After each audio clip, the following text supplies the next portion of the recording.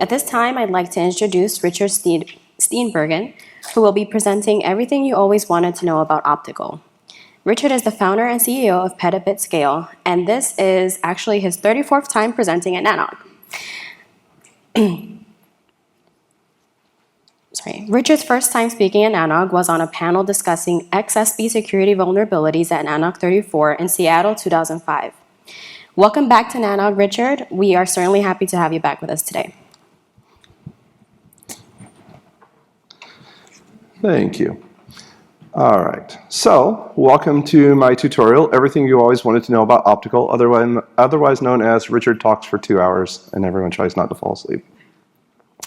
So the purpose of this tutorial, and this is one that I've given many times and it continues to be very popular because it's really addressing something that is not well understood in the internet community.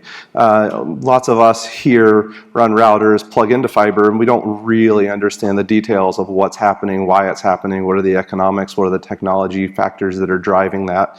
And why we do what we do with it. So the purpose of this talk is really to kind of introduce everyone to that space and make sure that we walk through every kind of major component that's involved in working with optical. So it's not going to make you a optical expert. There's a whole lot of math in here that I'm leaving out, but it really, the point is to make everyone informed about all of the major issues. So you kind of understand what you're working with when you're doing it.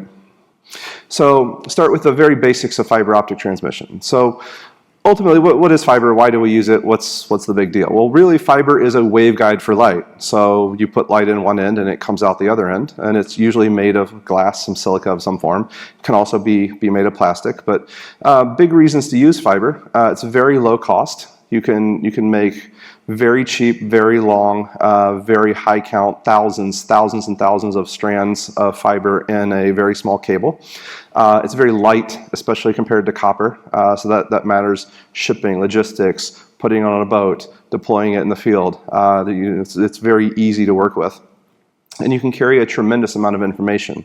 And the weird thing about fiber is it can either carry as little information as you want. If the fiber itself is cheap, you can light it with very cheap optics and it really doesn't need to carry a lot of information. Or if the fiber is constrained, you put a little bit more time and effort into the optical system and you can light an enormous amount of capacity, and more capacity than almost any application needs. So it really, the economics of it are very interesting, but it really fills that role very well. And you can really carry a large number of completely independent signals. So there's a mechanism called WDM, wave division multiplexing. You take multiple signals and stack them, and they, in theory, don't interfere with each other. So it lets you grow a network. It lets you do very long distances. You can do thousands, tens of thousands of kilometers without having to do a signal regeneration.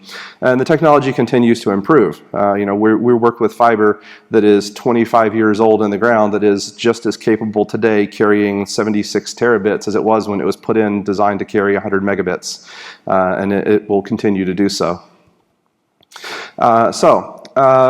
Little talk about the physics of fiber. So light propagating through vacuum, theoretically the fastest speed that anything can travel in the universe without getting into more complex physics than is necessary.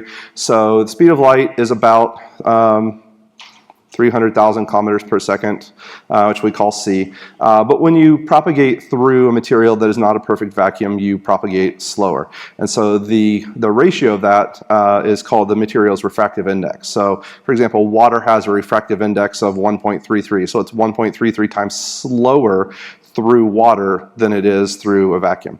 And when light tries to pass from one medium to another and there's a different index of refraction, then you get a reflection. And so that's how fiber works. So it's a mechanism called total internal reflection. So as long as you have two different kinds of glass. You have a core and a cladding. If you didn't have the cladding, fiber wouldn't work. The cladding is what reflects it back into the core. As long as the light comes in at the appropriate angle, it will continue to be reflected through the fiber, and it's very easy to manufacture that fiber cable. So here's kind of a demonstration of how this works using a laser pointer and a big piece of acrylic. So it's the same kind of mechanism. That's just the big version of how your fiber optic signals work. So remember that a lot of what we work with, we work with duplex fiber.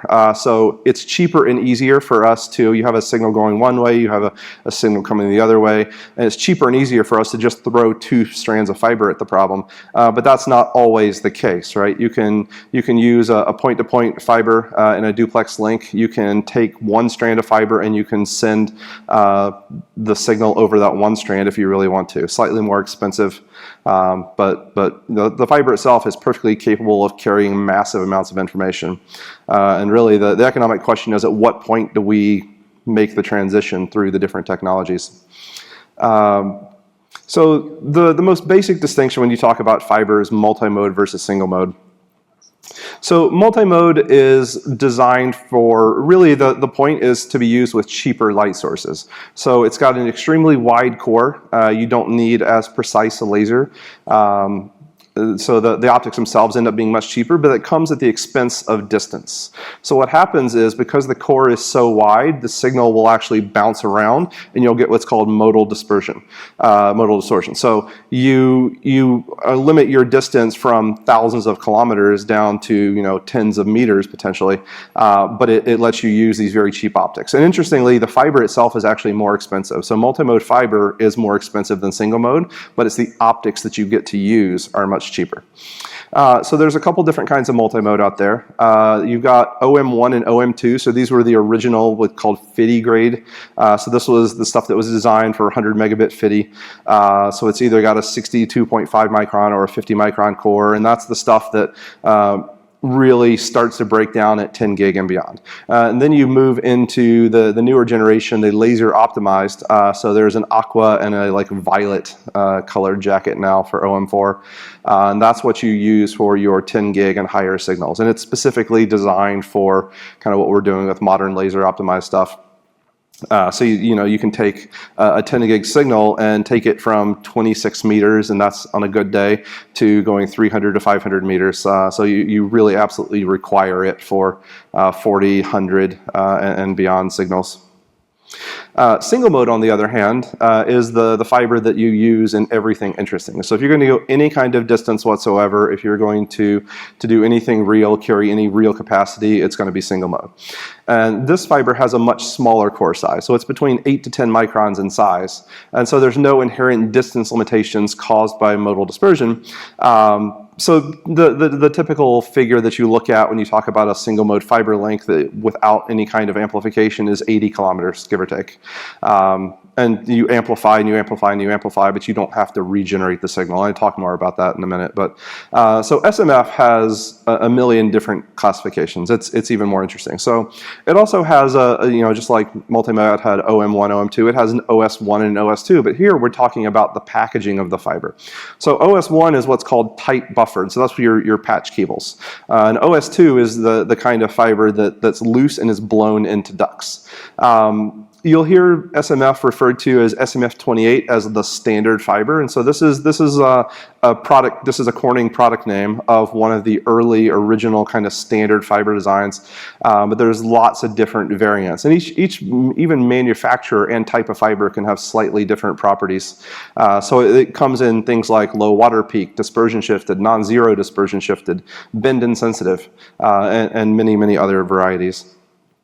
So here's a picture kind of showing the difference between the core size, just so you have an idea of what it looks like in your mind. And you have this very small fiber inside the core. And interestingly, I wanted to add a slide about this, but one of the new developments that people are pushing towards for higher density fiber is to put multiple fiber cores inside of a single cladding, which is a little weird for splicing, but you can increase that density kind of tremendously, and people are using that to do all their hero experiments of, we did 304 terabits per blah blah blah blah blah. Yeah, you just added more cores inside of the same cladding, but you have the room. You have the room to add 8, 16 even cores inside of a single cladding, and that is technologically where things are going. So there's a lot of different fiber connector types that are out there.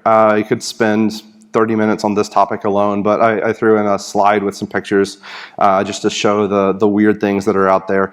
The major things that we run across in most data centers, older stuff, SC fiber, newer stuff, LC, and then the higher density, more modern stuff, the MTP, MPO kind of stuff. But there's all these other variants. If you're in telco land, you might be dealing with FC.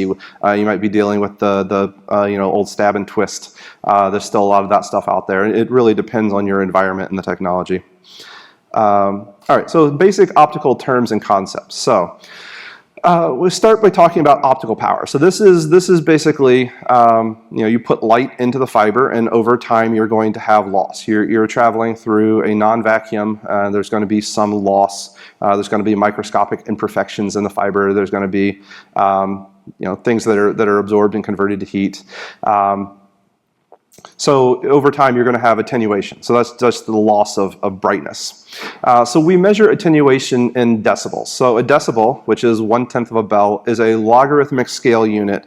And the interesting thing that most people don't understand about a decibel is it doesn't actually say anything itself. A decibel is simply expressing a ratio. You have to compare it against something else in order for you to have an absolute value. So this is what's called a dimensionless unit. So here I'll talk about that. So for example, if you see someone say minus 10 dB, what that means is 1/10 of the signal. And if they said minus 20 dB, that means 1/100th the signal. So every 10 dB is 1/10. And then one that's not exactly precise but is really close is plus 3 dB is double and minus 3 dB is half. But remember, this doesn't tell you double of what. So when you talk about an absolute, like how bright is this thing, you need a reference. So in optical, we use what's called DBM. So this is a decibel relative to 1 milliwatt of power. So if someone says 0 dBm, that means 1 milliwatt. If they say 3 dBm, that means 2 milliwatts. If they say minus 3, that means 0.5. And sometimes I see people, what's the correct way to express 0? And the answer is negative infinity, but no router will actually show that correctly. But confusion between dB and dBm is probably one of the biggest mistakes that you'll run into in the field, because the people they're not precise about what they're doing. So when you're out with test gear, you'll have a dB and a dBm setting, and you'll be, am I looking at this to measure an absolute value, or am I looking at this to measure loss on a cable? And you'll get very different results if you're in the wrong mode. So be very careful of what you're looking at and what you're talking about. So why do we use decibels to measure light? So light, like sound, follows what's called the inverse square law. So the signal is inversely proportional to the distance square. So for example, if the signal travels distance x and it loses half its intensity, and it travels another distance x and it loses another half, so at 2x you're down to 25%, at 3x you're down to 12.5%, etc. So if you use a logarithmic scale to express this, it lets you do your math with addition and subtraction so that anyone can do it, and you don't have to stop and get a calculator and think very hard. Here is a table that you can look at for a handy reference as to what that means. So by the time you're down in minus 50, that's when you're 99.999%. But even down into minus 30, that's pretty effectively a dead signal that is pretty useless. You see it falls off very quickly. So a big problem that we run into when we work with signals over fiber is dispersion. So dispersion simply means to spread out. And there's many different kinds of dispersion, but in the end it results in signal degradation. You end up not being able to distinguish what was a 1 and what was a 0. So in optics, the ones we're primarily concerned with are what's called chromatic dispersion and polarization mode dispersion. So chromatic dispersion is what happens when different frequencies of light propagate through a non-vacuum at different speeds. So that's less of a problem if your channel 1 is propagating slower than your channel 2, but it's more of a problem if channel 1 itself, the start of the signal, propagates differently than the end of the signal. That's where you need that to be fixed so you can decode it. So historically, chromatic dispersion has been one of the biggest limiting factors in everything that we've done in optical, especially in what's called NRZ, signaling direct detect. So the faster your symbol rates, the faster your baud rate, the faster you transition between 1s and 0s, the wider your signal line widths. And so the impact of chromatic dispersion increases at the square of the baud rate. So historically, we really kind of limited ourselves to 10 gig because of chromatic dispersion for quite a while. So that's why we went through these all the way up to 160 by 10 gig WDM systems until we found ways to solve that. But it's still a pretty limiting factor. It's the reason that we don't have 15, 50, 100 gig signals very easily in a lot of optics, and I'll talk more about this later. But so we measure chromatic dispersion in what's called picoseconds per nanometer, and yeah, that's the gist of it. So polarization mode dispersion is the kind of dispersion that happens when different polarizations of light. So remember, light is a wave-ish propagating through space, and it can wave this way or it can wave this way. And if the fiber is not a perfect cylindrical shape, you end up with different polarizations propagating at different speeds. So this is what's in technical terms called DGD, differential group delay, and that's just measured in picoseconds. And so this can become a problem. Usually it's not a problem for a very long time until it is a problem, and then it becomes a very severe problem. So for example, a lot of the early fiber that was deployed in like the early 80s that wasn't properly shielded, where they had water get inside, freeze, kind of compress the fiber and make it non-cylindrical. Those fibers are not able to carry modern high-speed signals as a result. But for the most part, you don't run into this until you get into something a little more interested and complicated in the modern world. So fiber has a bunch of different transmission bands. So there's really three that we typically deal with, and four and even beyond if you want to look for new ways to use fiber. So the first one that we talk about is 850. So this is the band of highest attenuation, but it's one that works, and it works well for cheap optics. In some cases, you don't even need lasers. You can use LEDs, diodes. You can do different things. But it's the really short reach, really cheap and easy kind of a signal. And this typically falls into multimode at this point. 1310 is what's called O band, the original band. And so this is the point of lowest dispersion for classic single mode fiber. So this is your intermediate reach applications, your 2 to 10 kilometer kind of stuff. Though we're seeing in modern like 100 gig optics, for example, you have 1310 signals because you need, your baud rate is increased so much that you need to be very close to 1310. And so we put more and more effort into taking 1310 further. And so you can take 1310, in some cases do 80 kilometers with extreme amplification. But historically, the cheap optics, the ones that are mostly out there, it's the intermediate reach role. And then you have 1550, so this is a chunk called Cband. So it covers between 1530 to 1565, and 1550 is the center frequency. So when we have to reference it, we reference it by the center frequency. And this is the area of fiber that has the lowest rate of attenuation. So the signal itself is it has lower loss, but it has more dispersion. So I'll talk about why that matters, why dispersion matters. But typically, this is the band that you use for your DWDM applications. Anything long reach, anything high capacity pretty much lives in this space. And then there's a band called L band, which is very similar to C band. It's almost a mirror, and it works almost exactly the same way, but with slightly different physical properties. So you use a different dopant in your amplification to get the same results, but it kind of works the same way. And so for people that are running very, very high capacity systems, they will move into, we'll just double everything into L band, and you can do that, and it works. And there's more exotic things out there. There's germanium doped things, so you can go into other bands. There's all kinds of stuff you can do, but these are the ones that make up the vast majority of the commercial systems that you'll see. So here's a graph kind of showing what the different bands are and why. So if you look at the very top line, you look at the early fiber, it had what's called water peak. So there's little hydroxyl molecules that are inside the glass that absorb certain frequencies of light and make certain bands kind of unusable. And so you see the bands that were picked were kind of workarounds for those water peaks. And then you see the evolution of fiber.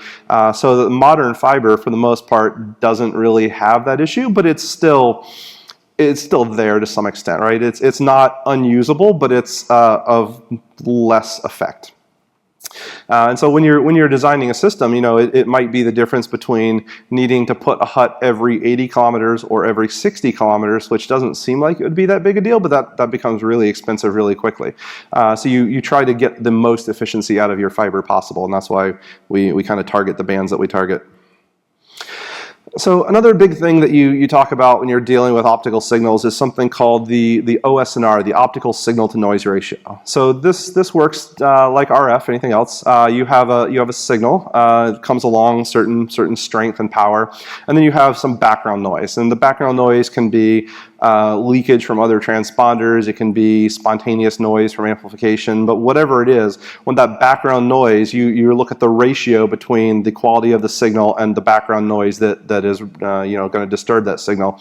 And if you look at modern long-haul systems, OSNR is really the single most limiting factor. It's the thing that you care about the most, and it's the thing when you're designing your transmission system that you're really trying to optimize, and I'll talk more about that when we get into signals. So right now, wave division multiplexing. So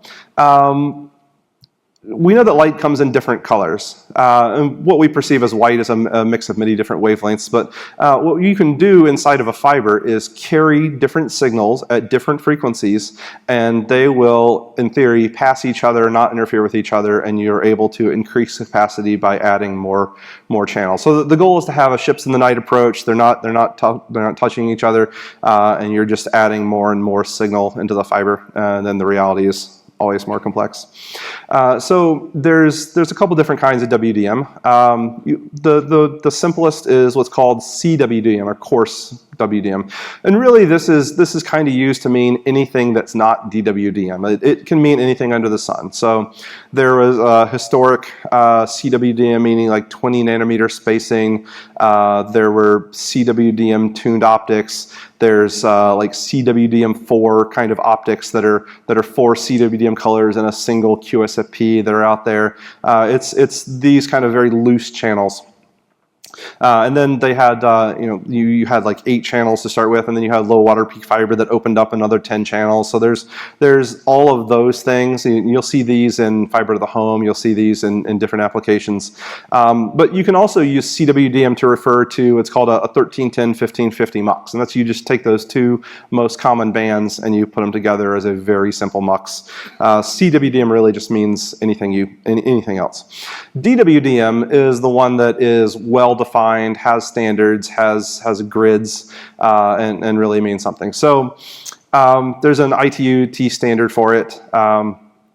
So when we talk about DWDM channels, we talk about spacing. So if I say, here's 100 gigahertz mux, that means there's 100 gigahertz spacing between center of channel and center of channel. So that defines how many channels. So older 200 gigahertz. So this is basically stuff that you haven't seen in the real world for a while, but it's out there in theory. This was kind of the original WDM technology. And then 100 gigahertz is the stuff that is probably still the most common. It's used in metro. It's very cheap. It's very commodity. So you end up with about 40 to 48 channels. So technically you can get 48 channels, but what ends up happening is you can't really fit 48 LC connectors on a 1U panel very well. So people just turn it down into 40, and they'll do it in various ways. They'll clip the ends, or they'll do it in blocks. So if you do like a block of 5 channels and you skip one, then what that lets you do is you could have different muxes. You could have a mux of band A and a mux of band B, and you skip that channel in the middle where they might overlap, and so you can take multiple small muxes and feed up into big ones. But for the most part, it's that 40 to 48 channel thing. Then you have the 50 gigahertz. So if you look at the evolution of the technology, where this went, you went from 200, 100, you went into 50. That's still very, very, very, very common for your commercial systems, your long haul systems. And then we moved into 25, and this is right in the era when we were trying to get as much capacity, but we were limited in our technology. And the only thing that we could do was add more and more and more 10 gigs. And you saw that move very briefly, and then you saw that back away. And so the modern way that we handle this, the way that works is you actually have you have coherence. I'll talk all about that technology, but you have these very wide channels that are using wider and wider bands, and that's how you're able to step up the signal. And so we've moved back into a world where most modern signals require something like 62.5, 70, 75 gigahertz. So we've moved into what's called flex grid. So in a modern system, there's not these hard defined channels of this mux that you put in once and hope that it stays there for 10 years. You have the ability to map the channels however you want, with varying degrees of cost and pain associated with that. So here's a kind of comparison looking at the different channel sizes just so you get an idea. So you see the entire C-band where you can have 80, 160 channels and how small that is compared to, 2 CWDM bands. So it gives you an idea of kind of the perspective of these things. So what are the advantages to each? So CWDM, the whole point here is that you get to use these cheaper, less precisely, mostly cooled lasers. So the signal itself isn't actually you're not transmitting light at 20 gigahertz of spectrum.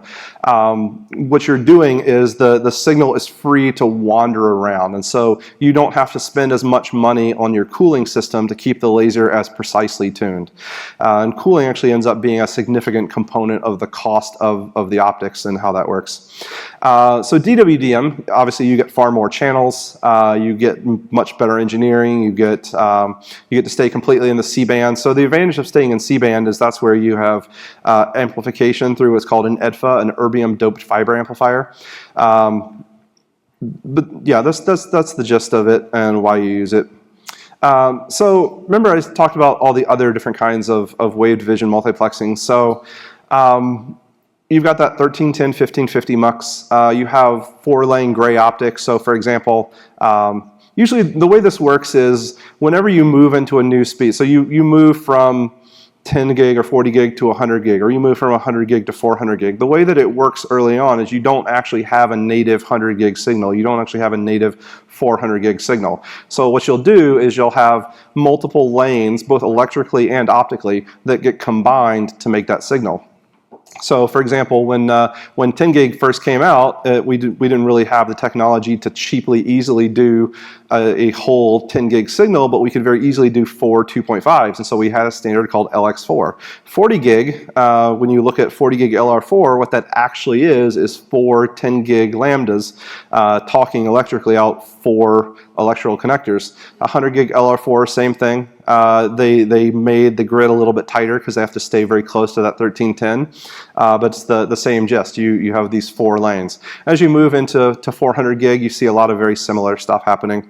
And then you also have what's called single strand BX or bidirectional optics. And so this is you take 2 frequencies that are slightly different, because if they're the exact same frequency, you can have interference from reflections, but you take 2 different frequencies and you put them over the same cable. And so this can let you either work with a single strand system, or it can let you double your capacity without having to install a mux, rack anything, cable anything.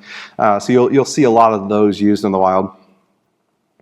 So we'll talk a minute about the channel terminology, because this starts to matter as we look at the real details of DWDM and WDM in general and how it works. So remember when I said we talk about 100 gigahertz mux, that's the channel spacing, that's from 0 to 0. So you also have the channel passband, that's the total amount of signal that is sent before you start to be clipped by the edge of the mux and then the other channels that are nearby. And so you'll have different levels of interference. You'll have adjacent channel isolation. So what's the amount of signal that I get before the next channel over starts to interfere, and then what's the amount of isolation that I get for the entire system and the other 30 channels that are sitting over here. And these start to add up. So what's inside a mux? It's really cool because it's a really simple, passive, unpowered device that combines or splits multiple colors of light from a common fiber.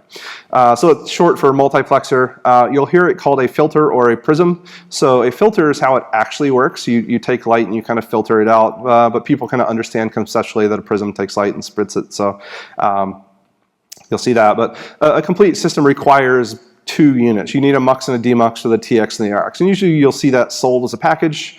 But like if you crack open one of these little boxes, you'll see that there's two individual units. And there's a TX and an RX, and that's how you're doing it. Another kind of passive component that is really fundamental to a lot of things is what's called an OADM, an optical add-drop multiplexer. So what you're doing here is you're selectively adding or dropping certain channels without disturbing the other channels that are nearby. So muxes are what's your big endpoint. It's where you break out all of the channels. An OADM tends to be a node on a ring where, for example, you want to access a channel, 2 channel, 4 channel, whatever that is, but you want to let the other 30, 40, 50, 80, whatever channels go by untouched. So it ends up looking like this. You have a component called a circulator and an FPG, and I'll talk more about them in a second, and that lets you add and drop that channel without disturbing the others. The way that we do this, there's a couple different technologies. So an FBG is what's called a fiber Bragg grating. And this is pretty cool technology because what's happening is you use a really powerful ultraviolet laser and it literally etches little patterns into the fiber in very specific ways. And what that does is it causes reflections. So if a light of a certain target frequency comes in, and it hits this FBG, it will be reflected. And if it's not that target frequency, it will be passed. And so this is a fundamental building block of a lot of other components. And it is used for tons of things. You have another technology called TFF, thin film filter. So this is commonly used in your like 16 channel count muxes. It's out there, but it's not as pervasive as it used to be. And then the big one for high capacity systems is what's called an AWG, an arrayed waveguide grating.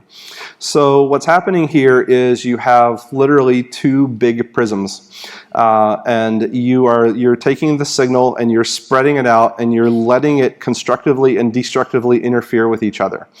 This big long strand of fiber that goes certain measured precise distances, and when it all recombines in a certain way, it's broken out into all of these channels. So it's a really cool amount of engineering that goes into it. It's usually a black box that no one ever opens because once it's out of the factory, you'll never be able to touch it. But the modern systems are what's called an AAWG, an athermal system, so you don't need to cool it, doesn't need power, doesn't need monitoring, nothing. It's literally just a passive device. And these are what you use for your higher count systems. And so as you move beyond 40 channels, so if you move into an 80 channel, 96 channel system, typically what that is 2 40, 48 channel systems stacked on top of each other. But so that 40, 48 kind of channel count is the fundamental building block of that space. So then we move into a thing called a reconfigurable OADM or a Rotom. So think of this as just an OADM, but something that you can configure in software. So typically that's built around a component called a WSS, a wavelength selective switch. And there's a couple ways you can do that. There's the 2 basic architectures of what's called a broadcast and select. So you take your signal and you split it and you just broadcast it to every possible direction, and then you have a WSS on the other side that picks out the one that you care about and discard the rest. And then the more sophisticated version is the route and select, and that's where you have a WSS on both ends. So you're actively controlling what you send and what you select and receive. And it lets you do dynamic channel mapping. So this is where you get to sit in a NOC and have a pretty GUI and click a button and move a wavelength across the country, and it's lovely. But there's a lot of downsides to that. It's very expensive. There's a lot of amplification. There's a lot of very complex components that go into this. They're at this point very difficult to get because of supply chain. So when we talk about Rotoms, you'll hear a terminology called Rotoms degrees. So a degree is basically a possible direction that it can be steered. So if I'm sitting on a switch and I can go north, south, east, or west, that's a 4-degree Rotom. And what'll happen is people will design systems where you can just add another card and you can expand your degrees. And the way that works is every degree, every possible avenue of selection is this wavelength selective switch. and a big mesh. So you end up, one degree has to have a big fiber mesh to every other degree. And so as this expands, you end up with this big giant fiber spaghetti, and you have to create all kinds of things to optimize that. But that's how it works inside. It's a big pile of, I want to take this wavelength and send it there. I want to take this wavelength and send it there. So the classic OADM, or what people call a fixed OADM or a FOTM, the way that works is you go out and deploy it and you don't get to change it. So it's really great for, let's say you build a 10 node ring and you have 40 channels, and so every node is going to get 4 channels, right? Give or take. So if that's enough capacity for you, if you're the one controlling the capacity, it's a really cheap, effective way to do high bandwidth. And you can, I've got 4 channels going to this node over here, and I've got 4 channels going to this node over here, and so I'm great. I can work with that. But if you're selling to customers and you're trying to sell wavelengths, and so all of a sudden this node over here blows up, becomes really popular, and this node over here isn't very popular and doesn't get a lot of business, that's where you'll spend all of your time redeploying hardware in the field and trying to optimize that. And so that's where you move into the world of a Rotom, so you can kind of scale that up on demand. So you're striking the balance between the most efficiency and the price per bit versus the most efficiency in the, I want to be able to deliver any capacity to any point between any point. And if you're willing to make that trade-off, if you're willing to say, well, I know that I have a hub that all of my capacity is going to go to, I don't want random node over here sending 100 terabits to random node over there, that's when you move into different designs. So the evolution of the Rotom is kind of interesting, because you can see it's getting more and more complex over the years. So your basic Rotom, it's a WSS that then goes to a mux. So you say I'm in a node here and I want to send something north, I want to send something east, I want to send something west. What that actually breaks out into is, here's my 40 channel fixed mux. And so I want to use channel 1, I plug something into channel 1, I run a cable, I run it into an optic channel 1. It's very fixed.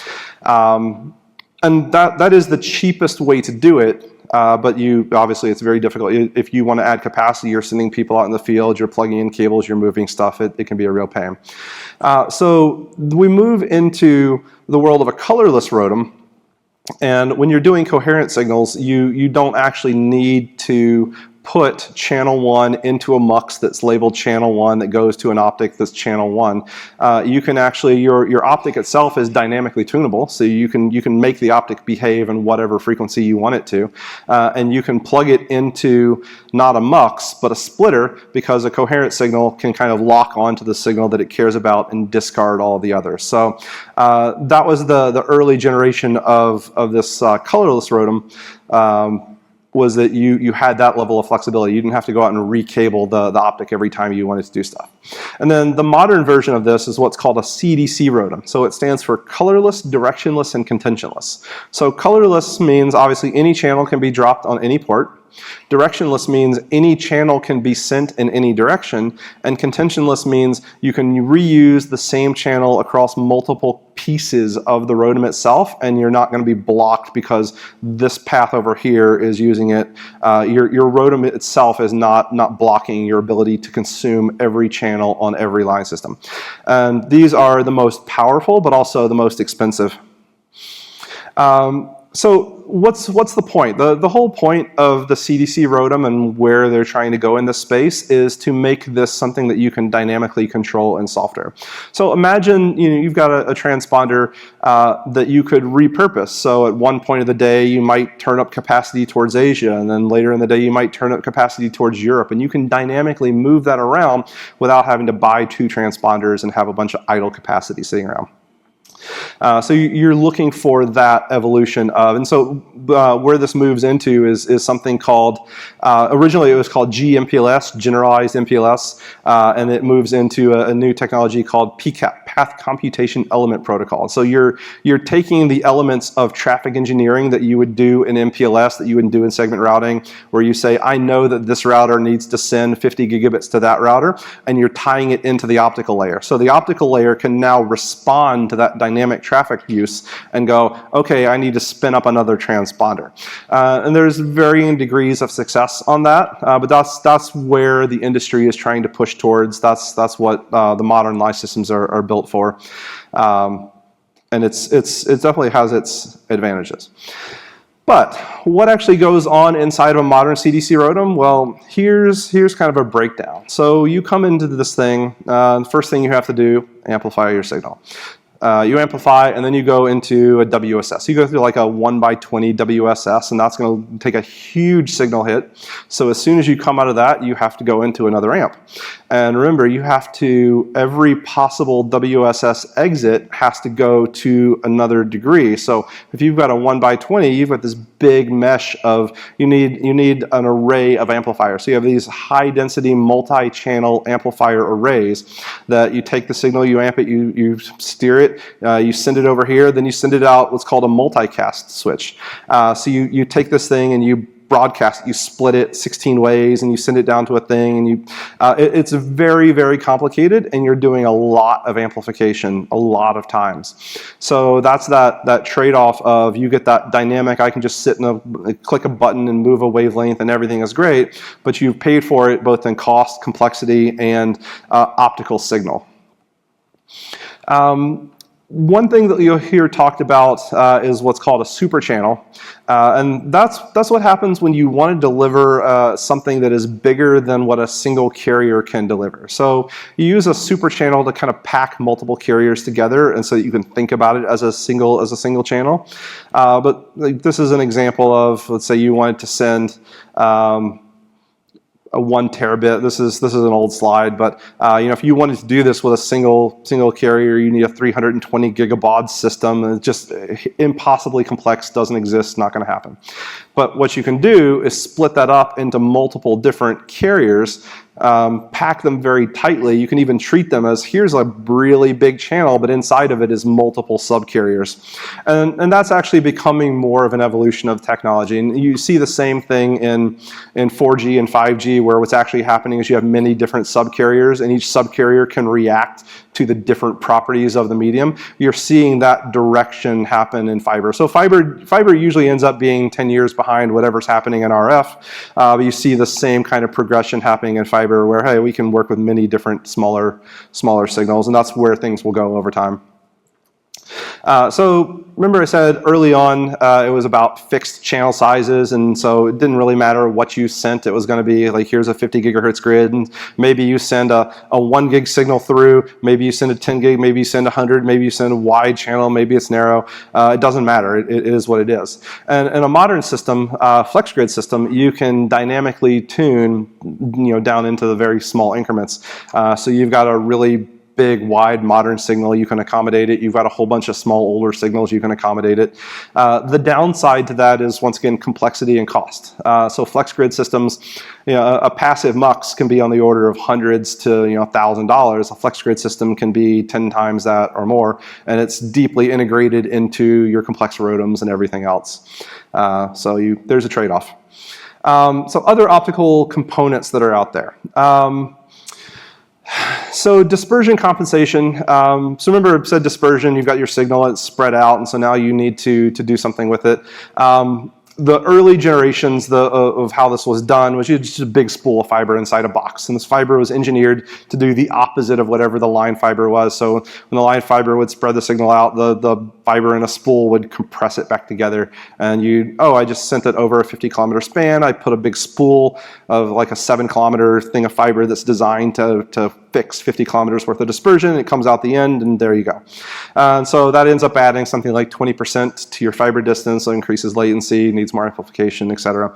And then the way that newer designs handle this is through an FPG. So you design your Bragg grating to actually cause or correct dispersion as it's reflecting the signal. The nice thing about that is that it's no latency hit. There's less power loss. There's all of these nice things. The downside is that it's not as easy to do wide channels. So in a modern world where you have wider and wider channels doing higher and higher gigabauds, it becomes increasingly difficult to work with that design. So you move into tunable dispersion compensation, where you basically have heated or cooled components that are causing slight variations in how the FPG is working. But it's ultimately, like I said, it's very difficult. Whereas if you've got the fiber spool, it's this nice smooth slope. You can send whatever signal you want, and you don't have to be aligned to a specific grid. Whereas the FPG is actually created on a specific grid, and your signal has to be aligned to that. So optical switches are these cool little components, and you can do this mechanically too, but the ones that are actually interesting are the little micro mirrors and 3D MEMS stuff. So basically you have this big grid and these little micro mirrors, and you can, through software, click a button and it will steer the mirror and it will move the light so that it goes from port 1 to port 2. And so you'll see these in products. These are great in labs. These are great in lights out environment where you don't have to go out and recable things constantly. They tend to be too expensive to do in production in most systems. But you'll see them as components inside of other things. So even something as simple as like a 1x2 or a 2x4 switch, where you literally just go A or B.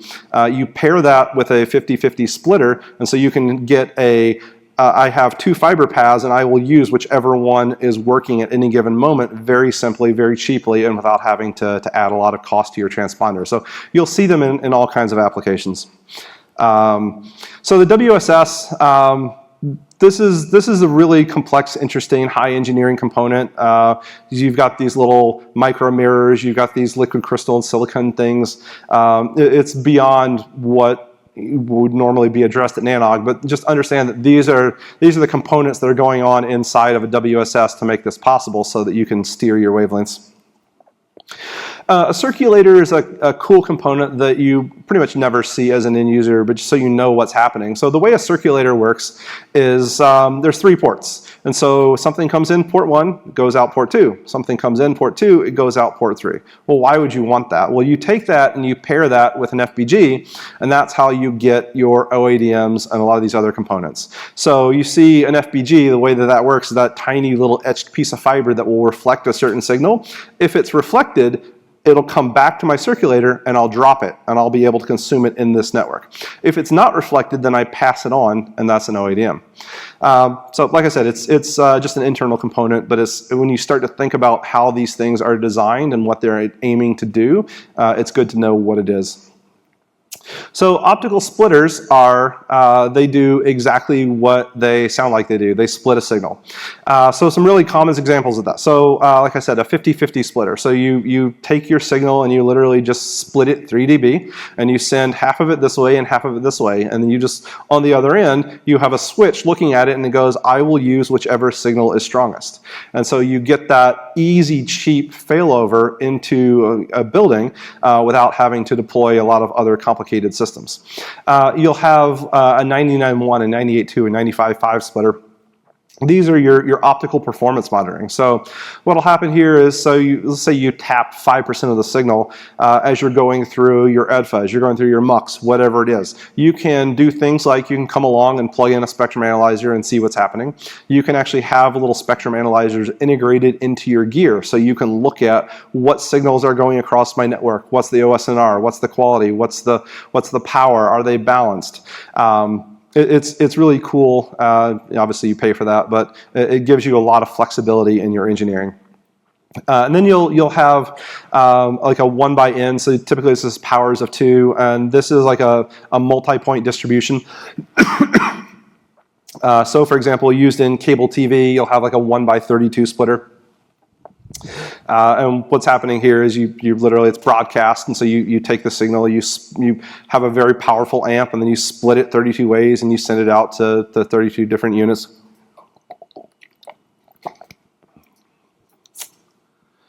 So now I'm going to talk about optical amplification, which is really complex and really interesting and pretty fundamental to everything that we do in optics. So the point of an optical amplifier is a way to increase the intensity of the signal. So you had a light, it got dimmer, now you need to make it bright again, but you don't actually want to take that light, decode it into electrical, and then re-encode it, because that turns out to be very expensive. So there's different kinds of amplifiers. You'll hear things talked about as boosters, preamps, and inlines, and these aren't really strict roles. There's not actually a difference. Like, this is a different technology for a booster. It's a slight variant in how they're built, and so you'll have an EDFA or an amplifier that's better in this role or better in this role, but it's ultimately up to you as the network that you're building as to what you do with it and why. So a booster is designed for high total. So you put a booster when you're transmitting. So you've got a signal coming, you want to make it as hot as possible before you put it out in the line. There's your booster. A preamp is what you have on the receive side. So you've got a signal coming in, it's kind of weak, you want to make it brighter so that you can decode it easier. It's designed for that low power level, low noise. And an inline is just something that kind of strikes a balance in the middle. And it's designed not to really decode the signal, but then to just amplify it and pass it on to another node. So the way that this works, the most common kind of amplification that's out there is what's called an EDFA, erbium doped fiber amplifier. So the way this works, you have a little piece of fiber, and it's not very big, it can be 10 meters, something like that. And in this little piece of fiber, they come along and they dope. So in the manufacturing process, they have snuck in a couple of little erbium atoms, and it's very, very few, but they're in the glass. And what happens is you take this loop of fiber and you add another laser to it. So in EDFA, you use either 980 or 1480. And these are the frequencies. The reason that we use erbium is because that's the thing that does what we want in Cband. And there'll be some other element that'll do the exact same thing in a different frequency. So the 980 and the 1480, these are the laser powers that will come along and excite the erbium ion. So you'll have these electron shells that'll jump to a higher energy state because power has been put into the system. And so now that you have these erbium ions in this excited state, you have your good signal come in, and as it comes in and hits these erbium ions, the electron will decay to a lower energy state and it will emit a photon, and it will be a clone of the signal that you put in, and that's how you amplify the signal. So the reason you have 980 and 1480 is you just have two different stages. So if you put in 1480, that's your quasi-stable state. That's where your amplification is really happening. And if you put in 980, it will immediately decay to the next level down, and same deal. But it's that kind of mechanism. And so if you actually look at the construction itself, you have that loop of fiber. You have the little filters on either end, so you make sure that you don't leak your pump laser out into the world, so it will never go out either direction. You inject your pump laser in, and all the amplification happens inside that little spool of fiber, and that's what's called a lumped amplification system. So that's awesome. Why can't we do that forever? Well, you have a thing called noise. So in addition to amplifying the signal that you want and creating these great photons, you will inherently create what's called ASE, amplified spontaneous emissions, which is noise that you don't want. So the reason for that is once you get that erbium ion into an excited state, you get this electron up, you have about 10 milliseconds for a good photon to come along and hit it. And if within that 10 milliseconds a good photon does not come along, it will spontaneously decay and emit a bad photon. And that bad photon is noise that looks the same as your regular signal and will eventually make it unusable. So the way that you want to think about this is the stronger the signal when you amplify it, the better your amplification will be. But after enough amplification passes, so here's an example of kind of what EDFA noise looks like. So this particular curve, you see the two spikes that are the two good signals, and then everything else in here is noise that comes from the EDFA process. And it's stronger in certain bands than others.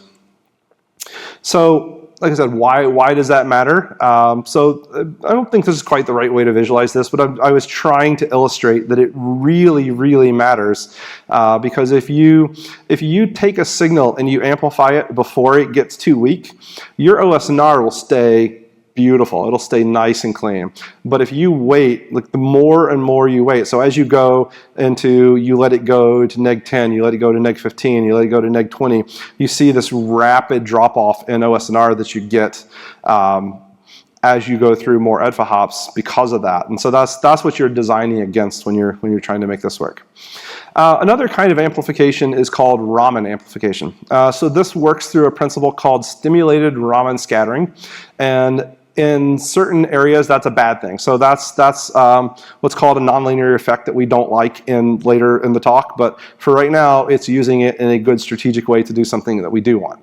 So what happens here is rather than take the signal and make it brighter within this very small loop of fiber and then send it back out, what we're doing is taking the Raman pump and sending it back into the line. So you take a laser of a certain non-transmitting frequency, you send it backwards into the line at very high powers, and when your good signal comes along, it transfers power. So that pump laser gets weaker and your good signal gets brighter. And like I said, you can do it lumped, but you shouldn't. It's really used in a counter-propagating way. Well, why do you want that? So let's take a look at how this works with an EDFA-only amplification. So there's two things that you don't want to do when you're transmitting. You don't want to transmit too much power, and you don't want to transmit too little power. If you transmit too much power, you get something called nonlinear effects. It's basically high power problems, and it will rapidly degrade your signal, and there's a limit to how much power you can put into fiber before it literally spits it back out and says no. And then you don't want it to get too low, because that's when you start to add noise and start to have an unrecoverable signal. So if you look at, here's my nice steady curve. I transmit, I've got this nice high power level, and it gets lower as it goes through the fiber, and then I come to an EDFA and I make it bright again. The only way to make a span of this distance work is to go into the two zones we don't want to go into. All right, so we transmitted really hot and we had to amplify really weak. But if you add Raman, counter-propagating Raman to that, here's what happens. You get to transmit at a much lower power, so you get to stay out of your bad nonlinear zones. And then as you get towards the end, what happens is rather than go lower, that signal just slowly starts to get brighter. So by the time it comes into the next amplification stage, it's already a much higher power signal. Now you can apply your EDFA again, and you get to apply less amplification, less noise. You had a stronger signal coming in, you don't go into the nonlinear zone again. It's a tremendous gain. So what does that look like? Well, here's an example of 21 dB OSNR, 7 hops. So you literally take a signal that would have only gone through 7 amplification passes and turn it into 20 in the exact same system. So that's a tremendous gain, because if you had to sell service and you actually had to go, you would have had to regen that signal 3 times. That would have been terribly expensive. But here you change your amplification design and you're able to take that same signal, carry it much further, or even if you're not carrying it that far, when it does come out, it's got a higher OSNR, so you can get more bit out of it. But when you do amplification, you really have to concern yourself with power balance, because amplifiers, the whole point of what you're doing is you have all these channels, and they to some degree have to be balanced. If they're not balanced, what happens is the high power channel steals all the power and the low power channel doesn't get any. So it's actually a problem, and one of the reasons that you can't just sell spectrum is if someone comes along and injects a signal, a really bright signal that you don't want, it'll just destroy all of your good signals. So you have to look at this. So the first thing that happens inside of any amplifier is you have a gain flattening filter, GFF. And so that's just basically a little FPG that's designed when they make the EDFA to kind of match the EDFA profile so that it will try to flatten it out a little bit. It won't be perfect, but it'll take a first pass at it. And then after you go several hops, you will inherently, one signal will get a little bit stronger, one signal will get a little bit weaker. And eventually you'll have to do what's called DGE, dynamic gain equalization. So probably the easiest, most common way to do this, and why there's a lot of Rotoms out there, is you run it through a Rotom. So the whole Rotom process is effectively re-power balancing and reshifting every channel independently. So that's how you come out with a nice flat gain. That's how you do your long haul systems. Amplifiers also really care about the total system power. So they care both in what they can output and what they can input. And this is kind of one of the most fundamental things about their design and really informs everything that you do and why you do it. So let's say that you have a single channel. It's coming in at 0 dBm, so you've got 1 milliwatt of power. Great. So now you put a 40 channel mux on that, you do the same thing, you've now got 40 milliwatts of power, you've got a plus 16 dBm system. So if your amplifier's max power input is -6, for example, let's say that it's a, I'll make up a theory, 15 dB gain amplifier that can output 21 dBm maximum power, and so each channel must come in at, even the whole system must come in at -6 because it would blow out the amp. You have too much signal. So what that means is that each channel has to come in very weak. So you look at that and you go, okay, in a 40 channel system, each channel must be below -22 before it goes into the EDFA, or it blows the whole thing up. And so what you end up having to do is, if it's not weak enough, you have to make it weaker so that you can amplify it again, which is counterintuitive, but that's what you have to do to make that system work. And remember, this is a potentially dynamically changing system. So you've got this system coming along, and then someone comes along and flips off power to the rack, and 40 channels die, and so the power in the system completely changes, and you have to react to that and make sure that that's good. So the good EDFAs will actually have a feedback loop, and they're monitoring and making sure that they're adjusting the power mode. And the really good EDFAs are ones that actually have an out-of-band communication to the EDFAs around them, that are talking to them, saying, what are you outputting, what's the signal quality, what are we doing, and coordinating with each other, coming up with that design. All right, so more optical concepts. We have a thing called forward error correction, or FEC. So the way to think about FEC is kind of like RAID for your optics. You're adding a little bit of extra redundant information so that you can computationally recover from any errors. So in practice, the way that works is it lets you lower the required OSNR, in which you would have had a signal that you couldn't decode, and now you can, and so that lets you do more with it. So for example, you can take a 10.325, so that's a 10 gig E, that's what it's actually transmitting, is 10.325 with overhead, and you pad it up to 11, so there's a 7% overhead, and now you take what would have gone 80 kilometers and you can make it go 120, because you can recover from a weaker signal, or one with more dispersion. And where this really matters is when you've got these old systems, these brownfield systems, because if you want to go deploy new technology, great, but you probably can't move your huts. You probably can't redo the way the fiber is connected. You have a lot of systems that are out there that you have to work with. And so FEC lets you do that. It lets you keep growing that. And it's become very baked into almost everything that we do. So the first gen FEC, the really simple FEC, the FEC that you find pretty much everywhere on every box that you'll ever buy at this point, is what's called RS FEC, Reed-Solomon FEC. And so that's like 6% overhead, and you get 6 dB of net coding gain. And then there's newer generation, there's eFEC. And then the newest stuff, the things that are happening in modern systems, is what's called SD FEC, soft decision FEC. And here you're adding a tremendous amount of overhead. You jump from 6 to 7 to now we're up, oh, okay, here's 25% overhead. Well, why do we do that? Well, it turns out that extra couple of dB of gain is tremendous. That's the millions and millions of dollars of difference in transponders. So it's worth putting a little bit of extra overhead into that signal. And like I said, it's really baked into, at this point, it's firmly a part of almost every optical standard that you will find, with a few exceptions. So the very original standard, so if you look at like 100 gig, for example, one of the very first things that was standardized for 100 gig was LR4. It's a very simple, and it was designed in a world before we actually knew, is FEC going to be available on every host board or not?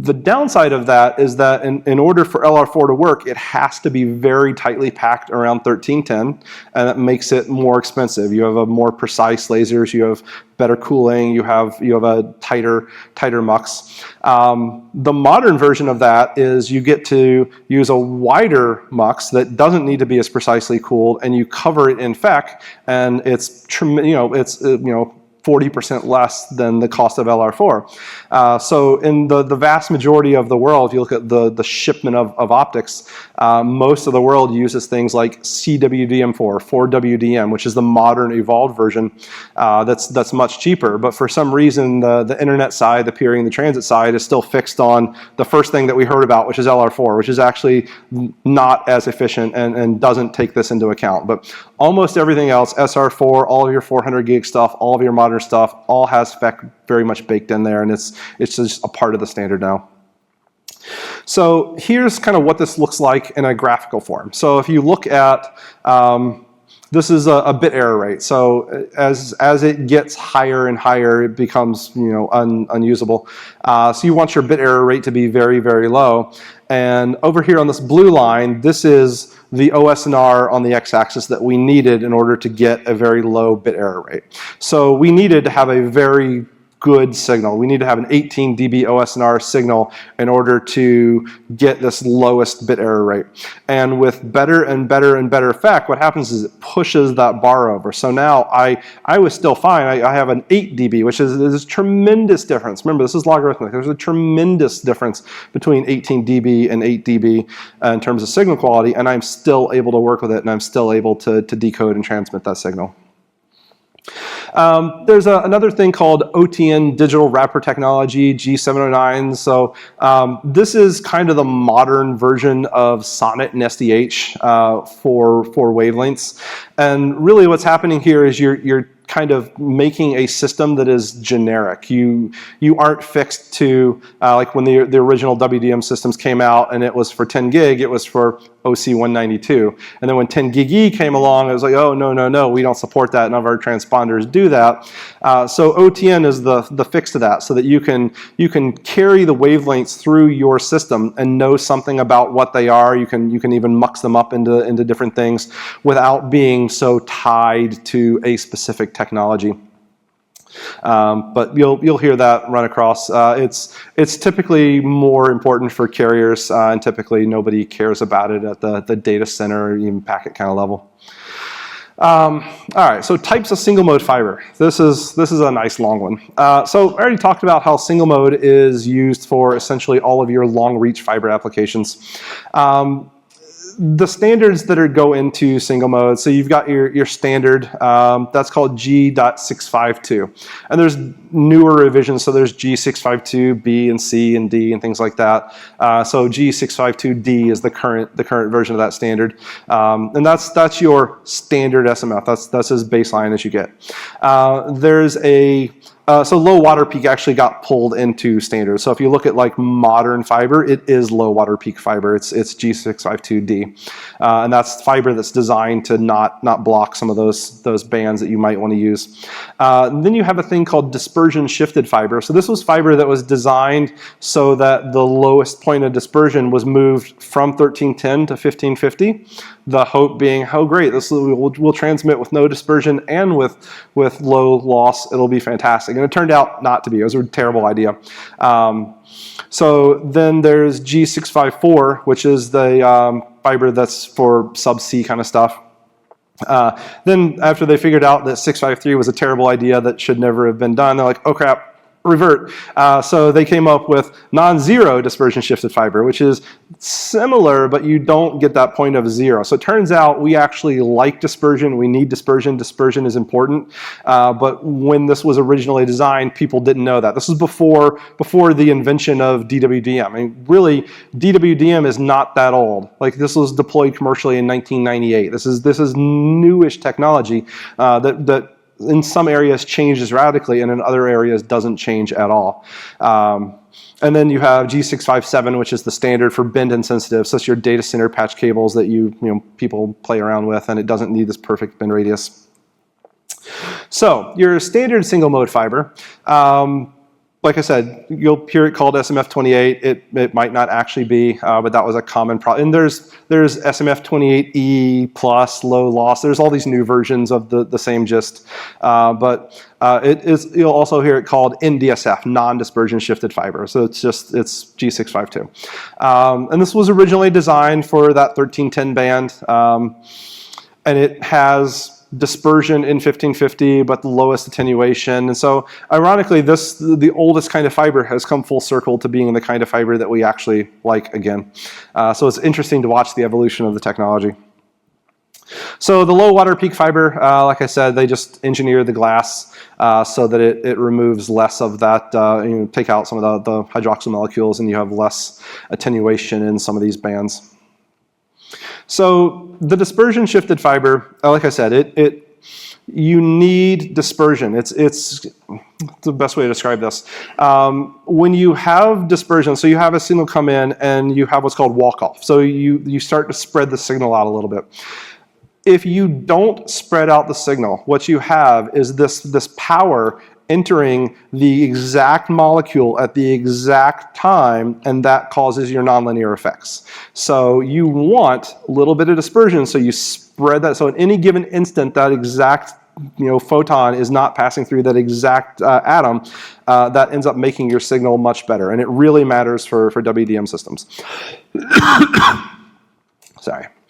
So like I said, they deployed some of this stuff out there and then realized horrible, and it hasn't been deployed in a very long time, but you'll still find it in the field sometimes. So non-zero, what they said was, all right, we like the idea, because this was designed in a time when 10 gig was what you were trying to accomplish, and dispersion was your biggest enemy. So we like the idea of lower dispersion, but we don't want it to be zero. So we'll move the point of zero dispersion outside of the band that we want, but we're still down. You take it from 17 picoseconds per nanometer down to 2 or 5 or something. And this will be good. And so you'll have two different slopes of fiber. You'll have the transmission fiber where the signal spreads out, and then you'll have the compensation fiber that's matched to this. And so it actually has to be brand matched. Like if you have Corning fiber, you need a spool that is designed to match exactly that Corning profile so that it balances out. And if you buy Lucent fiber, it'll be something slightly different. But that was the theory. So this was, like I said, this was very much early 2000s 10 gig kind of signals.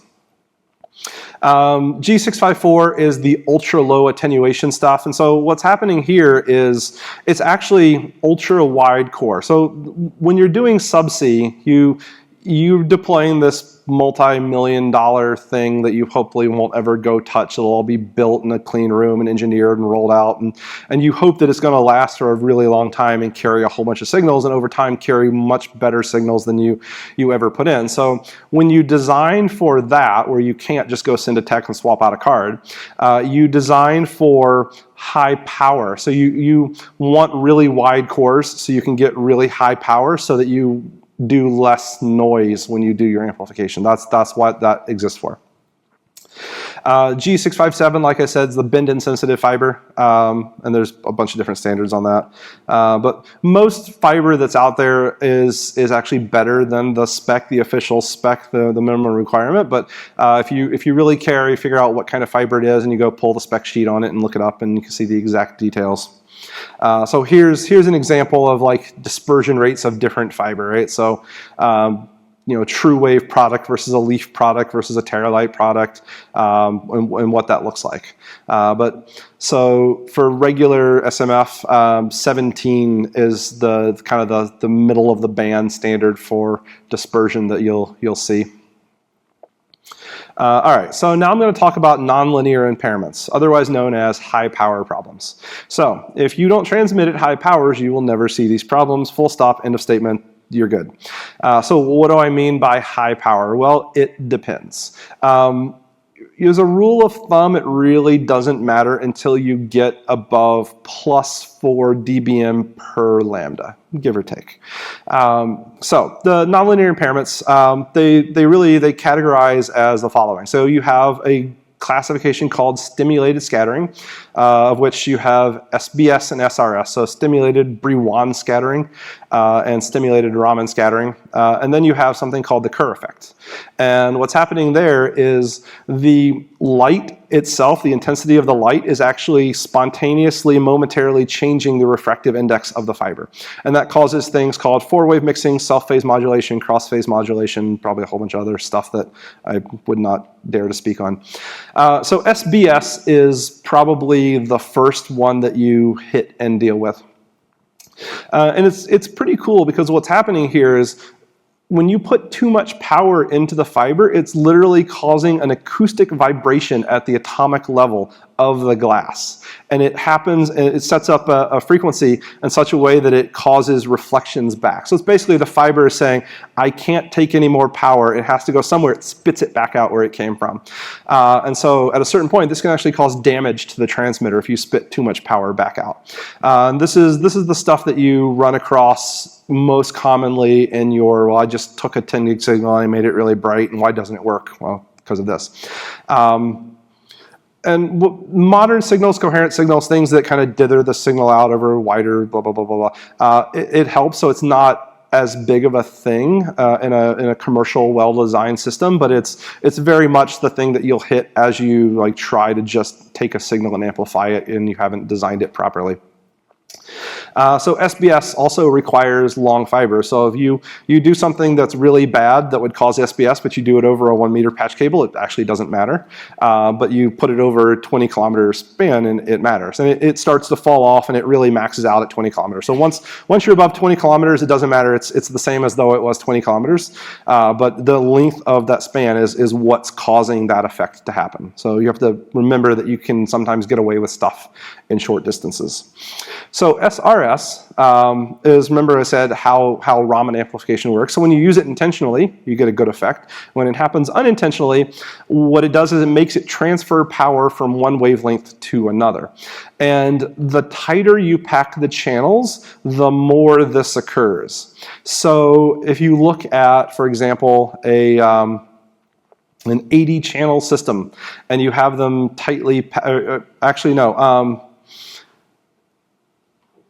tightly packing them actually makes it better, which is weird and counterintuitive. But if you take a high channel count system and they're very spread out, then it's very easy for one to transfer power to another. If they're very tightly packed, it's actually better.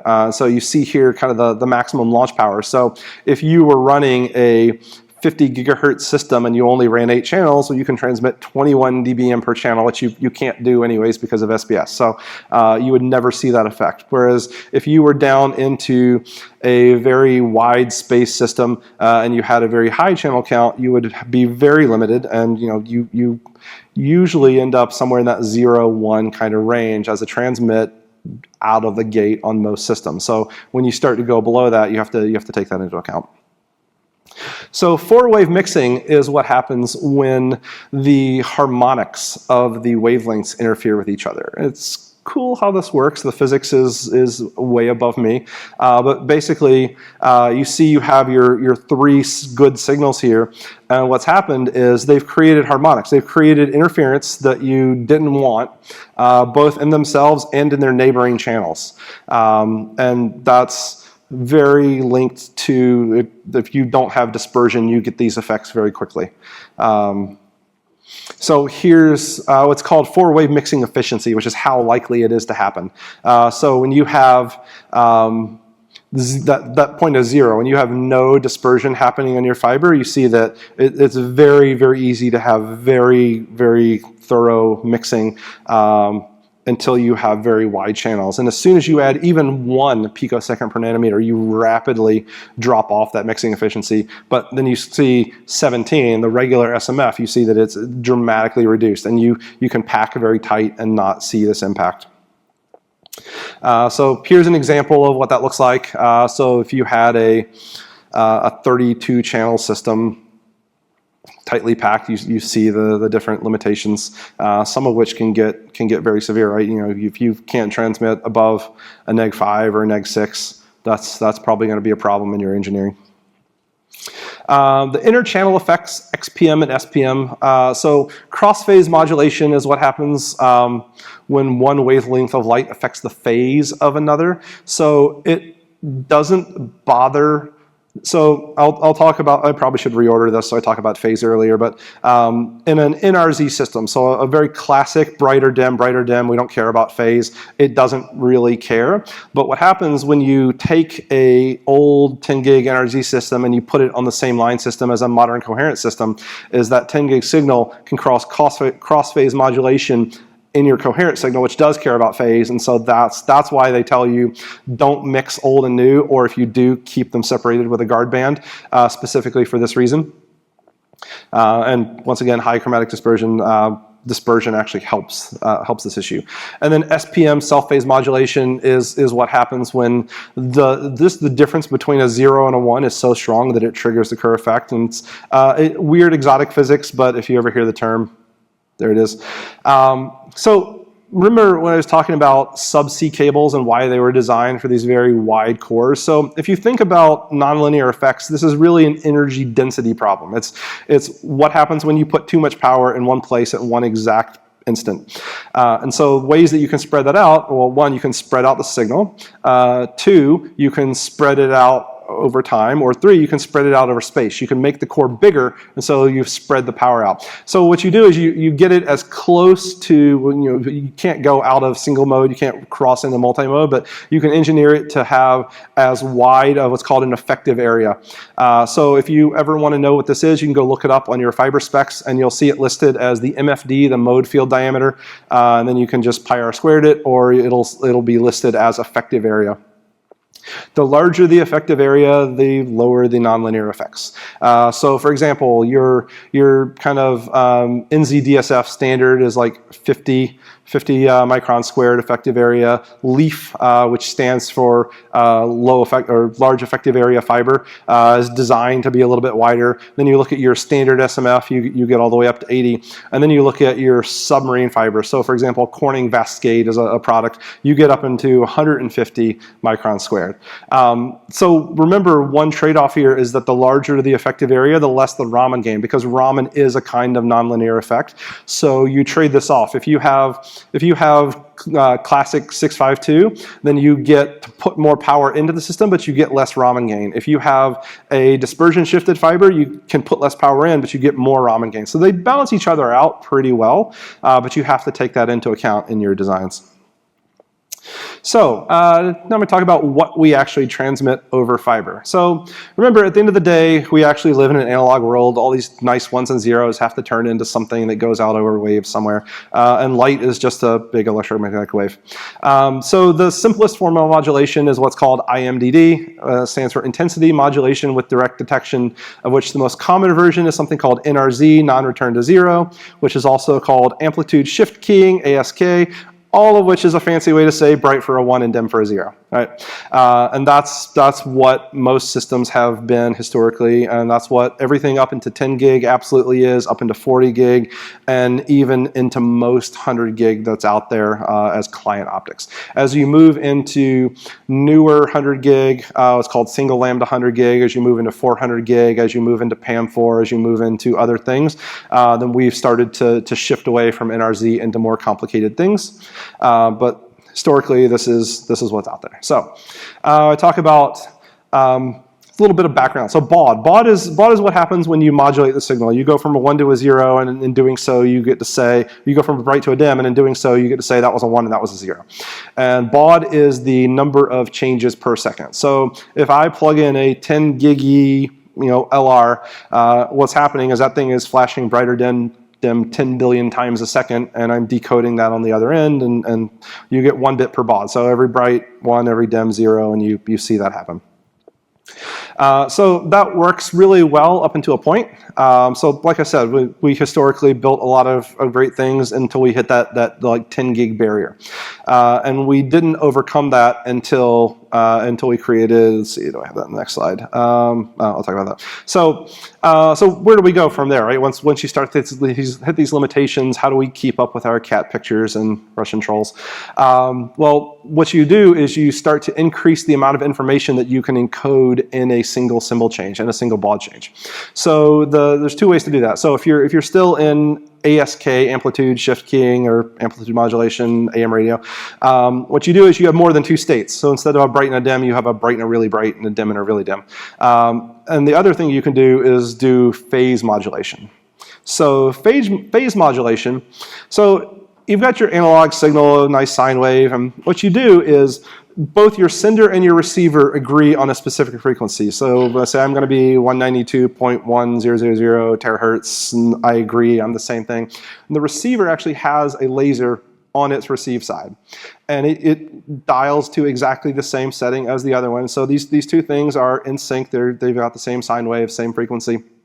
And so now the transmitter can just modulate the phase. It can change where that sine wave is, and in doing so, the receiver can detect that and decode it and get information.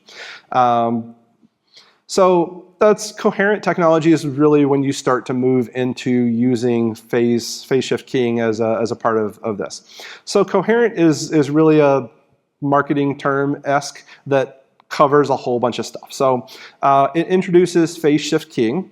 It's named after so there's a concept in physics called phase coherence. That's what it's named for, but it's the ability to track phase changes in optical. And it's what lets you go, in the early 2000s from that NRZ 10 gig into this new world. Like I said, it has a local oscillator. You dial the local oscillator to match its reference laser, and it's comparing the two. But you have to tie all that together. So it actually requires a lot of really complex DSPs. So you have a digital signal processor. It's basically a little ASIC that's specifically designed for processing analog signals. And a lot of these things are really complex. They're getting up there. They're approaching like CPU level of complexity. There's billions of transistors, there's lots of engineering, there's lots of science that goes into it. The DSP is what is letting you take all of this stuff and kind of cram it together. But coherent technology also introduced, do I have a slide for that? All right, I'll probably have it coming up. So like I said, you need that DSP to do phase modulation and to tie all the stuff together. The DSP is very expensive, very big, very power hungry, all of that stuff. But coherent is what took us from, we had this hard limit of like 1.6 terabit because we had 160 10 gig channels, and it immediately turned it into, here's 96 100 gig channels, and has gone up 200, 400, 600, 800, and continues to increase. And it delivered true 100 gig optical signals, not just a bunch of N/10s. So then where do you go from there? Right? How do we keep delivering these cat videos? Well, after phase shift keying, then you go to the combination of both phase shift and amplitude modulation, and that's called QAM. So you increase, there's varying levels, and so we've now moved into a world where there's these non-perfectly mapped QAMs, there's dynamically tunable QAMs, there's constellations that adapt to conditions of the fiber, there's all manner of complexity, but see, do I have a slide on that? No, I need a slide on that. But you computationally increase the complexity of how many bits per baud you can get through more and more complex things, all of which requires better and better conditions on your line system. And so the way it works, it goes into 8 QAM, 16 QAM, 32, 64. So right now, 64 QAM is pretty much the limit of anything practical. And it works great for metro, and it works great for even like, hundreds of kilometers, thousands if you do it right, but not very, very long haul systems. And then very long haul stuff really tends to be 16 QAM or less. So the other thing that coherent technology added was polarization multiplexing. So remember, light is just this electromagnetic wave through space, and you can have a vertical and you can have a horizontal, and the two can co-propagate and not interfere with each other. And so what you can do is, well, hey, that just effectively gave me 2 fibers. So I will split my signal and I'll send one in one polarization, one in the other. But you need that DSP to tie all that together and sort it out. It's something that you wouldn't otherwise be able to do with a kind of a photodiode bright dim kind of sensor. So how does that all work? Really, the way to think about it is the rate that you get out of your transponder is a combination of polarization times baud times modulation. So polarization right now, there's 2. There's people talking about spin, polarization, and weird things. It's not practical and not going to happen anytime soon. So right now we have 2 polarizations. You have baud rate. So as your baud rate increases, one thing you have to remember is, and it's the ratio is very close. So if you have a 45 gigabaud signal, you need a 50 gigahertz passband. Something it's very close. So as the baud rate goes up, the size of the channel, the literal width of the channel, needs to go up. You need better and more sophisticated DACs. And then the modulation is the technique that you apply to get more bits per baud. And then as the modulation gets more complex, you need a better quality OSNR, because if you have lower, you can't decode what the signal was intended to be. So here's an example of very basic stuff that is still absolutely out there all over the place, all over the world. 100 gig in what's called DP-QPSK. So you go buy a 100 gig Lambda, and it's not like a new modern system that's probably running this. And what this is a 32 gigabaud system with QPSK, which is getting you 2 bits per hertz, and it requires a 37.5 gigahertz system. So that's the stuff that is just, there's tons and tons and tons of it that'll be out in the wild for a very long time. And it will run down to an OSNR of 10, which is, and this is old, by the way. So modern DSPs probably just knock a few dB off of all these numbers. That'll run across the planet and still come out just fine. And then as you want to do more and more stuff, well, okay, how do I get to 200? Well, what I do is I move to, well, I have a choice. I can move to 16 QAM in 32 gigabaud, or I can move to 56 gigabaud in 8 QAM. And they both give me the same amount of bandwidth.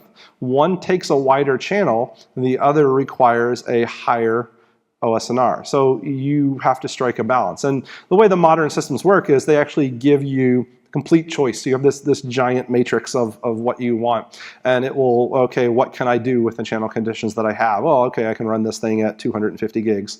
It's very, very flexible.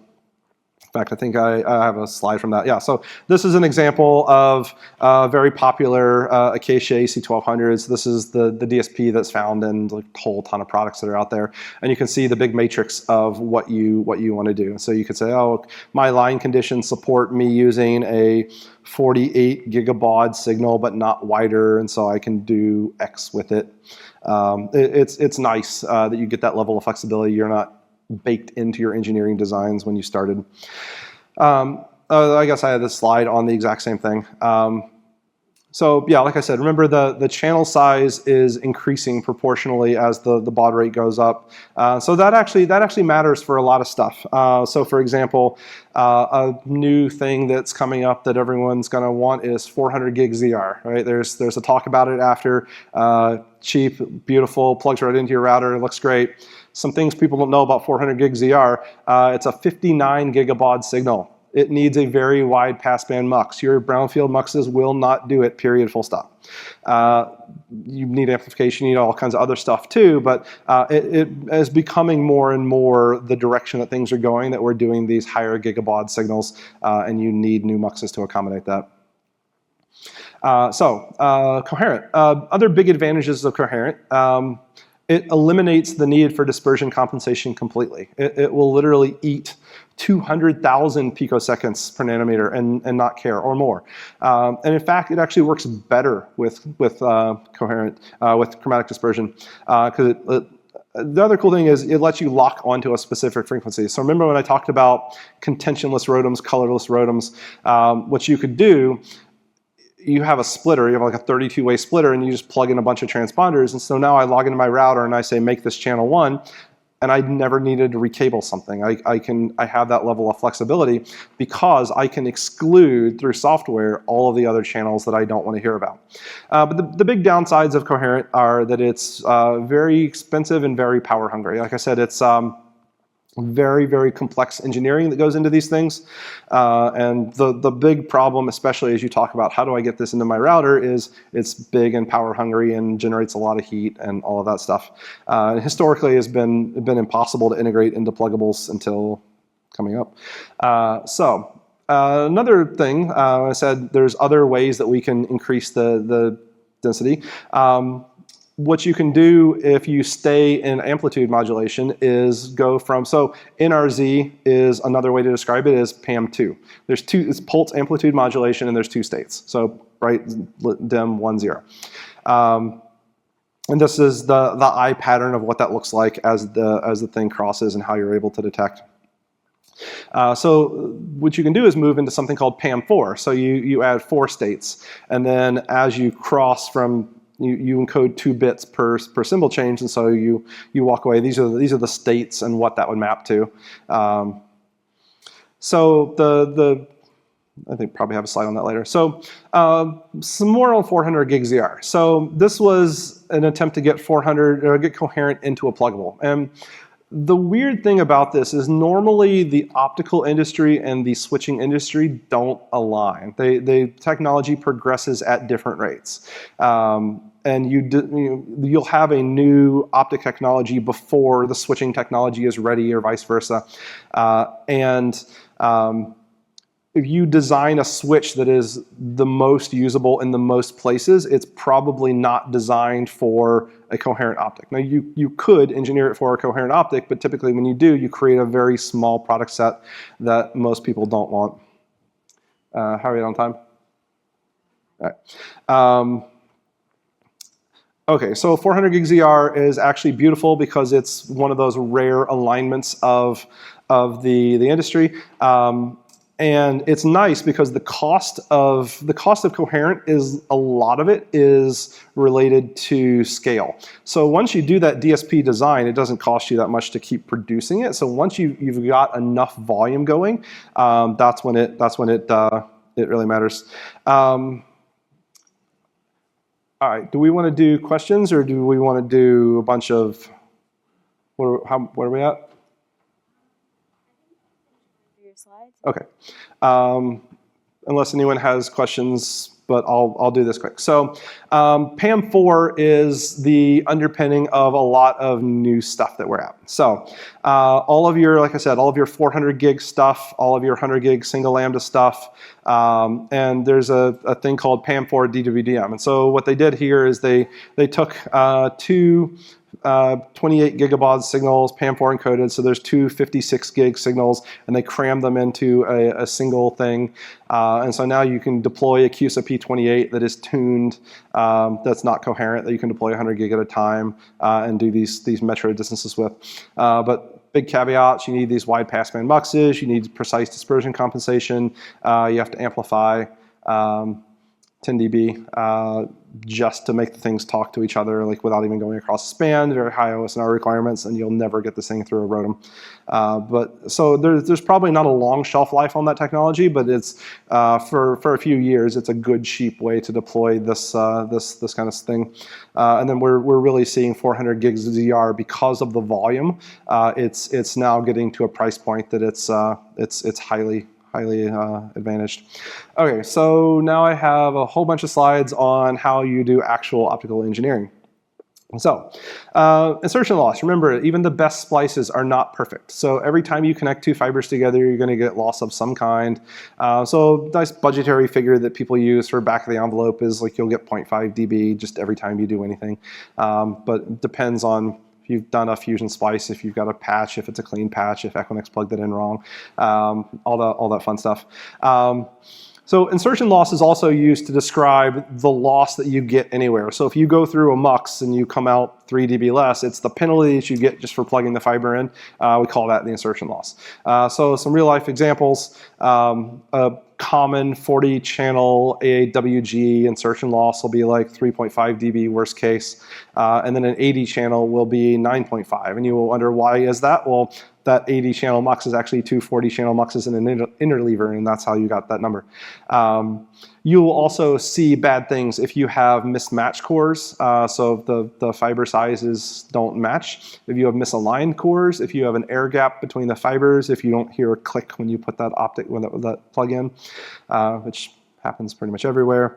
When you want to do budgetary planning, you have to look at this and say, well, what's going to happen over time, right? What's my fiber loss? What's my splice loss? What happens when somebody goes out and rustles in the cable tray and bends the fiber a little bit?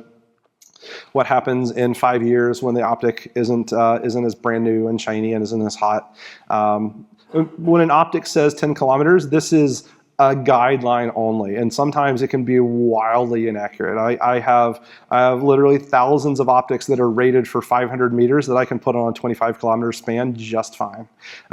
Whereas sometimes you'll see something that's rated for 10 kilometers and you will not get 10 kilometers out of it. You really have to do your actual calculations and think about this yourself.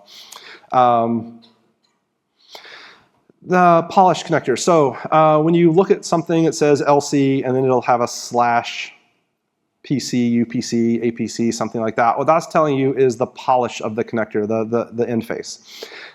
So PC and UPC, which actually stands for physical contact, not polish connector, which everyone thinks it does. UPC is just designed to have very low reflections. And then you have something called APC, angled physical contact, that is designed for even lower reflections. So why do you care about that? Well, basically what's happening is the in face is at an angle that's ever so slightly off, so that when you unplug the cable, in a normal system, what happens when you have an open end and you unplug that cable, the power has to go somewhere, it just goes right back. And that can be bad for what you're doing. So in APC, because there's an angle and because you don't have the critical angle for the light to be reflected back, it just goes out into the cladding. So APCs always have these green ends. If you mismatch, if you plug an APC and a UPC together, they will kind of sort of work until they don't, and a lot of people won't know, what's this green cable? I don't know. Because you don't have an exact mating and all of that fun stuff. Reamplifying, reshaping, and retiming. So signal regeneration with repeaters. So this is described as the 3 R's, 1R, 2R, and 3R. So 1R is reamplifying. This is you go through an EDFA, you make the signal brighter. Great, it's 100% optical. 2 is reshaping. So you're actually looking at this thing and you're trying to restore some of the original pulse shape, but you're not decoding it. You're not, like, nothing fancy's happening. You're just trying to make the pulse look a little cleaner. And then 3 is retiming. So this is effectively an OEO. This is you literally decode the whole thing back into electrical and then turn it back into optical again and restore it as a perfectly timed, perfectly shaped new signal. I talked about bit error rates earlier. So in optical, things don't go from good to bad. They get progressively worse and worse and worse. And in a basic system, what'll happen is, like, you'll just start having errors and they'll start leading to packet loss, and you might not notice for a little bit until a customer gets angry. In a modern system with FEC, what happens is you can look at the pre-FEC bit error rate. You can actually say, before I fixed it computationally, what was my bit error rate? And you can start to see that this is going to get bad soon. We should do something about it. But when you test a circuit, when you turn up a new circuit and you say, well, I want to know with X amount of confidence that this thing is clean, well, if you want to know, for example, you want to guarantee that a 100 gig link is clean to 10 to the negative 13 bit error rate, you have to transmit at line rate for 3.5 hours. This math. So sometimes, and especially for lower speed signals, when field techs would come out and set up their test gear and leave it running for days, and customers would wonder why. It's because you actually need to leave it running for a very long time to guarantee that your bit error rate is that low. And then here's an example of how OSNR affects different bit error rates. Kind of talked about that in an earlier slide. Tools of the trade, optical power meters. So light meter is literally just a thing. It's a photodiode with an output, and it says how bright the signal is. But most light meters come with a relative mode, and you'll frequently see this as dB versus dBm. So dB is expecting a known transmitter on the other side, and you're measuring the loss of the cable. dBm is looking at it and saying, you're putting 4 milliwatts of power into me right now. And so you have to make sure you are in the correct setting, and that's pretty much the cause of almost every data center error when you send the field tech out to go meter a thing and it comes back wrong because they're in the wrong mode. And yeah, I get told that they measured plus 70 on my fiber all the time, which good luck with that. OTDR. So an OTDR is a optical time domain reflectometer. So what's happening here is you send out a pulse of light and you look for the reflection. You send out a really bright pulse in short bursts. And through looking at how it comes back to you, you can characterize where the splices are, where the loss is. You can do a whole bunch of nice things. And these used to be big, expensive, $10,000 things, and now you can get a thing the size of a pocket calculator that'll do a 60-kilometer span that costs like $500. They're great. They're great in data centers because you can figure out, is the problem in my cabinet? Is it in there? Like, is it in Zayo? Is it in Equinix? It makes life way easier. So here's an example of an OTDR output and what it looks like. So you see the loss, and then you see the places where there's events. And so actually this is an example where you see where it should be a nice steady loss, and then you see it go up and then come back down. That's what's called a grower. So this was an example of a mismatched core type.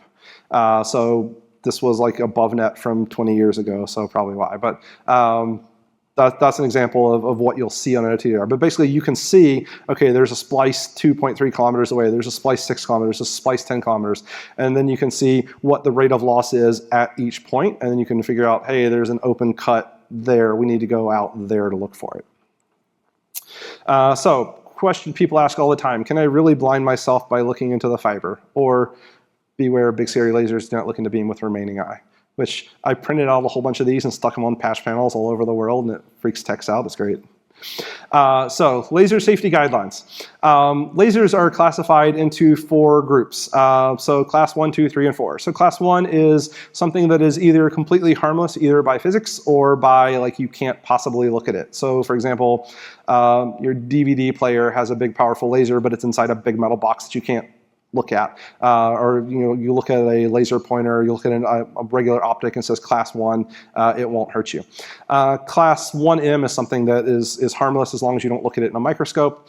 Class 2 is something that is only harmful if you intentionally stare at it. So if you don't want to blind yourself, you go, ah, that's bright, and you look away. But if you do want to blind yourself, you can go, look, ma, and then you'll hurt yourself.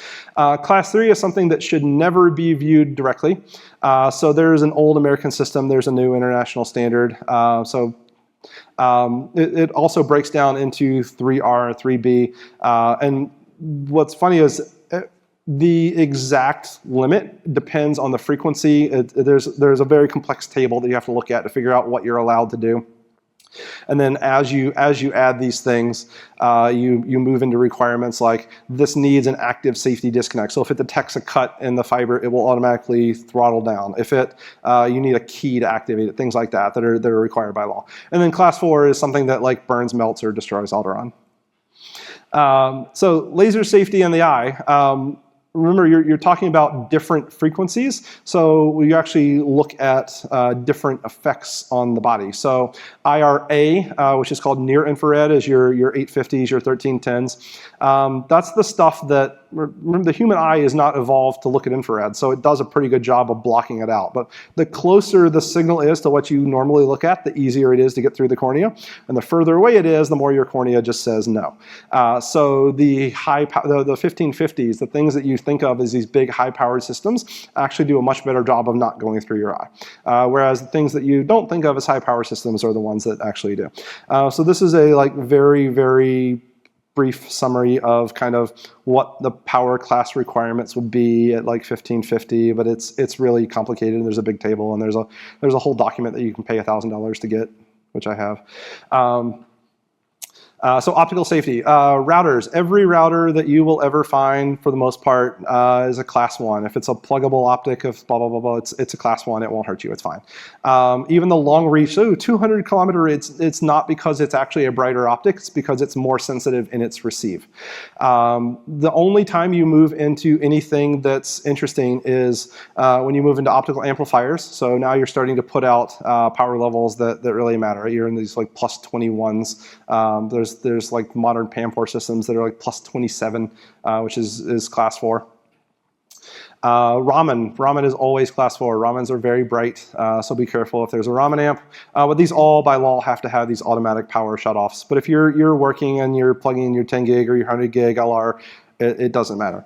The other way that it can matter is if you have DWDM as you mux more channels. So if you take even an unamplified system, but you take 40 channels and you shove them all together in one fiber, you've now got a very bright fiber.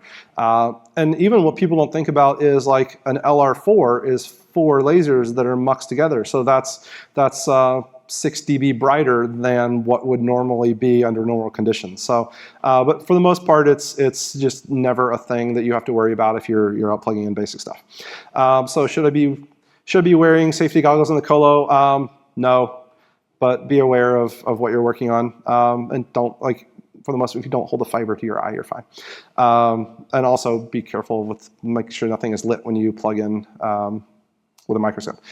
So why would you even look into fiber anyways? Can you see it? Well, technically speaking, no telecom signal is directly visible to the human eye. But if you say, hey, I plugged in my 850 and I saw red, what you're seeing is a sideband. It's not precise, and you're seeing a little bit of red. Most of it is in infrared. But a cool trick that I used to use, but they fixed these in all the new phones, but you used to be able to take your camera phone out and plug it up and it would see IR very well. But as they try to make the picture quality better, they start putting more filters on the glass, but you can see the IR that way. So people ask, can optical transmitters be damaged by can you damage a thing with an overpowered transmitter? And like I said, yes and no. So when you talk about a long reach optic, what happens is in order to get longer and longer reach, you're more and more sensitive. And so that if you take an 80-kilometer optic and you take 2 of them back to back, yes. There's what's called a saturation point and a damage point. So this is like probably a 15-year-old slide from 10 gigs or something, but you can see that in LR, it's completely impossible. Even if you take a full power transmitter and plug it in right into a receiver, you're way outside of anything. In a 40-kilometer optic, you can move into a point of saturation. You can move into a point where it doesn't work, but not damage. And then in a long reach ZR kind of optic, you can absolutely damage the optic. People ask, do I need to be concerned about bend radius? Yes, it's a real issue. And in fact, if you want to, like, the way that you find weird loose fibers is you plug a red light on the end and you go out and you bend the fiber and you see it, just like that. As you bend it past its critical angle, it makes the light leak out. Critical bend radius, something, probably need to talk about that. Can 2 transceivers of it? So, cool thing that a lot of people don't understand is the optics don't actually have to be the same frequency to talk to each other. Coherent, they do, because that's how coherent works, but everything else, you can take a 1310 and make it talk to a 1550 and it works just fine. DWDM systems that are built on single strand use this. The only gotcha about the whole thing is it'll make your optical power meaning wrong. So if you expect a 1310, you get a 1550, you'll be off by a couple dB, so you have to make sure your mode is set right. But it's a cool trick to let you do weird things. So like if you only have one LR and one ER optic, you can get 30 kilometers of reach because the one side is more sensitive and the other side is more power, and it balances out. Do I really need to clean the fiber? Yes, you do. If you think about the mating force of 2.2 pounds over a 200 micron area, it's 45,000 pounds per square inch of pressure. So if you have a tiny little piece of dust in there and these things come together, it will literally chip the end of the connector and it will just permanently damage it. Other miscellaneous fiber information, how fast is light travel in fiber. So you can do the math on this and you can see that 1 millisecond of propagation time is 200 kilometers, or cut that in half for round trip time that you see in a tracer out. So when the fiber goes 100 kilometers, it has added 1 millisecond of latency. And if you go, why is my latency much higher than that? Remember, fiber is never laid in straight lines. It's probably going in weird loops and has lots of spools and things like that. But that's the basic distance calculation on it. And that is about it, with a few minutes for questions.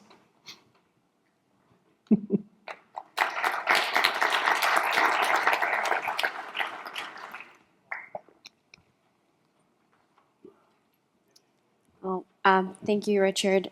We do have some questions from the virtual audience. We'll take one from the virtual audience first and then from the in-person. First question is from Adair Thaxton. How did they figure out the dispersion correction stuff? Who was the first to say, hey, just leave a big spool of fiber and see what happens? I don't know who specifically, but the thing, if you look at historically, what happens is some scientist in a lab somewhere created a thing probably 40, 50 years before it became used in the industry. And it only existed in a very specific lab in very specific conditions. And then they go, okay, what can we do with that? And someone will eventually create it. So they knew a lot about the chemical engineering of the composition of the fiber, the atoms, how it worked, why it worked, what that light looked like 40, 50 years before. And when you actually go to build a system, they refer to that engineering to figure out how to make it work. Awesome. Please state your name and your affiliation. Hi, Alex Latsko, netbusters.com. Actually, kind of interesting question. You gave us the speed for fiber, but I noticed that there's different speed between fiber and copper in long hauls. Can you tell us what the difference is? Different speed between fiber and copper? Yes. So when light is propagating through glass, it's transmitting at like 0.67 C, so 2/3 the speed of light. When electrical signals are moving through RF, copper, there's different propagation. So people do, like that's why low latency, high frequency stuff is done with microwaves because it transmits faster. That's why SpaceX is creating a low latency product with lasers between birds because it's actually lower latency to send it up and go through free space laser than it is to go through fiber. And then you get into all kinds of shenanigans like hollow core fiber. We could talk about that for hours. Thank you. Thank you. Moving on to the second question from the online audience from Tony Tauber. It's always seemed to me that the economics of wavelength on demand setups aren't compelling. Example, deploy a bunch of expensive gear just in case the demand shows up. Am I missing something? Yeah, welcome to telco. It depends, right? So if demand shows up and you can charge a bunch of money for it, then sure. But yes, the industry is obviously littered with bad investments and things that are spent. It is very much a trade-off between if you're trying to build an optical transport network where you can deliver any service between any point for any customer, you're an AT&T, you're Verizon, you build in a very specific way. When you are a Google and a Facebook and you're trying to build for high efficiency transport to support a packet network or something else, you build in a radically different way. So I personally live more in the low price per bit world, and so I try to avoid Rotoms, and I try to avoid things that will destroy my OSNR, and I try to avoid all of that dynamic tunability stuff, but there's absolutely a benefit for it if you live in the other world. Perfect. Please state your name and affiliation. Hey, hi, I'm Brian Fields. I'm with Nokia. I actually have one thing. It's kind of a comment, and it says don't give comments, but something I've used that kind of separates the pros from the hacks before, like for interviews. I asked somebody, what's 0 dBm plus 0 dBm? You don't have to answer that. It's just, it's a thinking question. My actual question is, and this was early in your talk, you said multimode fiber is more expensive. I'm wondering why that is. Is it just economies of scale, or why? Good question. Not sure. It's not appreciably more expensive, but it's like 50% more expensive. I mean, it would add up if you did a lot of multimode.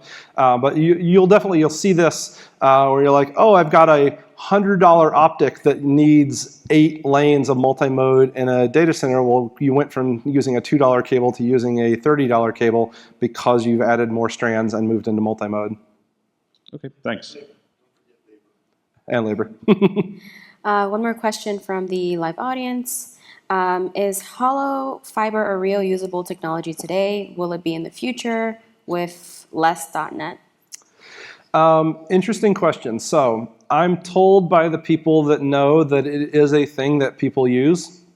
But if you think about it for HFTs, right, where they're out optimizing nanoseconds. If you think about it in a practical sense, what's the likelihood you're going to be able to splice fiber that you need to maintain a vacuum on? Right? This is not going to be a thing that you're going to run across in the real world. But if you're a very, very, very specific customer doing very specific things, yeah. Great. Please state your name and affiliation. Hi, I'm Barry Cook, and I do contract work for Fastmetrics and Atherton Fiber. And I was wondering if you had any more information on 1x32 splitters and the loss you incur, and also bidirectional fiber as it relates to that? Bidirect. So the loss on the splitter is exactly what you would expect. So if you split a 1x2, it's a 3 dB loss plus a little bit of overhead, right? So the technology that is mostly used for that is what's called a PLC splitter. So I forget what a 30, it was like 20 dB or something. I forget off the top of my head, but it's very cheap, it's very common, it's very commonly used for those distribution systems. But what do you mean the bidirectional? For fiber to the home, I've seen some bidirectional fiber in use, so you don't have to send 2 fibers to each house.